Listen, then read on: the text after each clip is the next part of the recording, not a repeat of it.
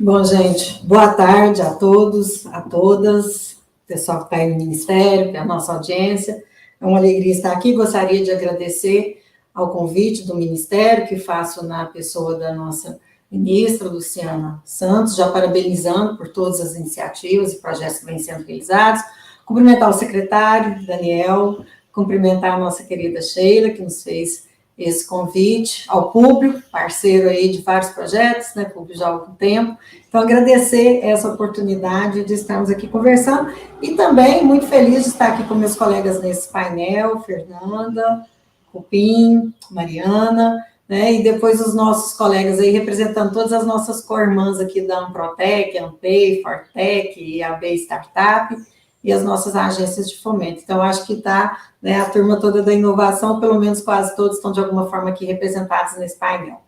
Bom, Públio, a sua pergunta é muito importante, né, vamos tentar responder aqui o mais rápido possível, né, considerando aqui o tempo que temos no painel, mas para começar, em sendo empresas de base tecnológica, nós temos um risco natural desses projetos, que é aquilo que a gente chama de atravessar o Vale da Morte, principalmente para as deep techs, né, quando você está desenvolvendo tecnologias na fronteira do conhecimento, por exemplo, biotecnologia, nanotecnologia, espacial, inteligência artificial, são projetos que naturalmente correm riscos pela questão da viabilidade técnica. Mas pensando que uma vez superadas essas viabilidades técnicas e os projetos, né, realmente sejam viáveis, elas carecem de um ambiente favorável ao seu processo de desenvolvimento e crescimento, principalmente no sentido de ir desenvolvendo novos produtos e constituir um portfólio robusto. Nesse sentido, é necessário uma infraestrutura científica e tecnológica, compartilhamento de laboratórios, apoio e recursos financeiros nos diversos estágios, né, desde o early stage até venture capital mais estruturado, principalmente para aquelas empresas que são mais hard no sentido, né, que não são as de serviço, que requerem muitos investimentos para viabilizar os seus negócios, e por óbvio, hoje, principalmente, a questão de regulação, tá? Então, processos de licenciamento que envolvem Anvisa, MAPA, outras agências regulatórias, que usualmente, e precisa ser assim, são rigorosos, são complexos, mas muitas vezes extremamente burocráticos, principalmente para as startups. Então, assim, em linhas gerais, eu acho que esses seriam os principais desafios para o desenvolvimento de empresas nascentes de base tecnológica. Qual que é o papel dos ambientes de inovação nessa nova política? Por favor. Públio, ótima questão. Eu acho que não é de agora, talvez agora isso esteja mais evidente, a importância da questão dos negócios de impacto, mas essa é uma pauta que já fazia parte das atividades do planejamento da Amprotec, que eu me lembro há uns 10, 15 anos, essa preocupação de realmente termos negócios focados na resolução de problemas, né, que trazem impacto positivo do ponto de vista social e ambiental, e que, ao mesmo tempo, são negócios. Então, é isso que a gente precisa entender, que o CERN está na resolução desses problemas, ao mesmo tempo que aquilo é um negócio. Então, a gente valoriza muito esse tipo de empreendimento, tanto a Amprotec quanto os ambientes de inovação que estão vinculados à Amprotec. E nesse contexto, já faz algum tempo, e por parcerias estratégicas, por exemplo, com o Instituto de Cidadania Empresarial, a N Impacto e outros parceiros, a gente vem principalmente focando na capacitação dos gestores de ambientes de inovação,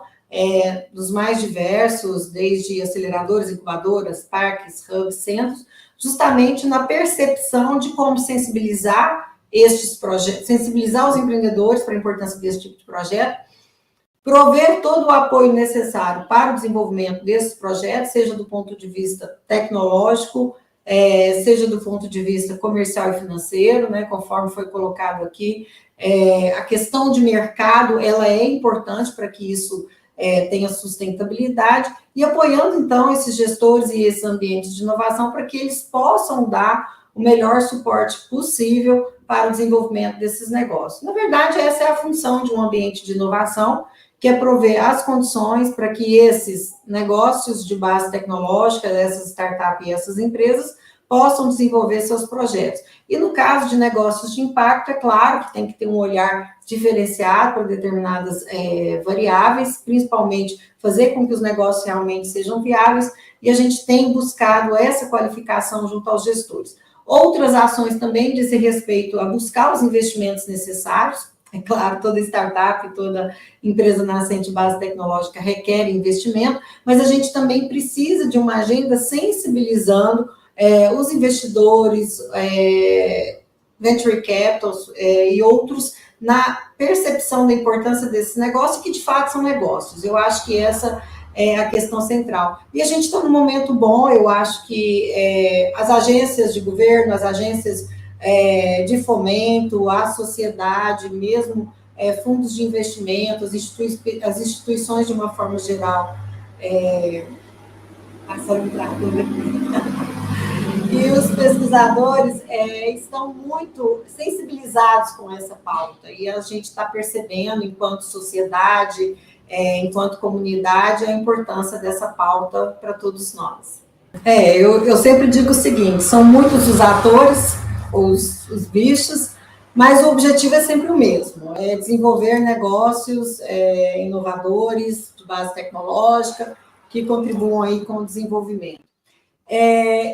Na minha opinião, o público, as incubadoras de empresas, elas configuram o sistema nevrálgico de qualquer ecossistema de inovação. Elas são, de longe, na minha opinião, os atores assim, mais estratégicos, e eu vou fazer essa defesa, tá?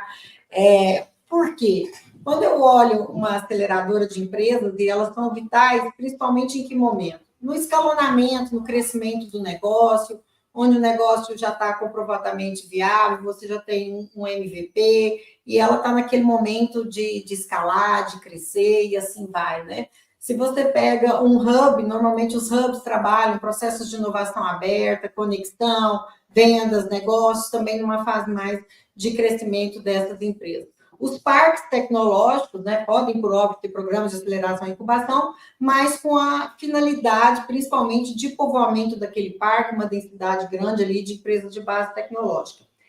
Quem efetivamente trabalha a prospecção e a criação de novas empresas de base tecnológica são as incubadoras. Principalmente as incubadoras vinculadas às universidades federais, aos institutos federais, às ICTs, que buscam realmente, desde difundir a cultura de empreendedorismo e inovação junto à comunidade acadêmica, a prospecção desses negócios, todo o processo de qualificação, de estudos de viabilidade, de planos de negócio, de conexão, nos estágios iniciais desse negócio, né? Então, se o processo de incubação ele não funciona bem, nós não vamos ter startups e projetos para serem acelerados, para participarem de programas de inovação aberta, nos hubs, e nem para povoar os nossos parques tecnológicos. Então, são atores diferentes, com atividades diferentes que se complementam. E é essa interação que a gente está percebendo que ela vai se robustecendo cada vez mais. E muitas vezes, por naquele local, né, naquele território, naquele ecossistema, não ter um determinado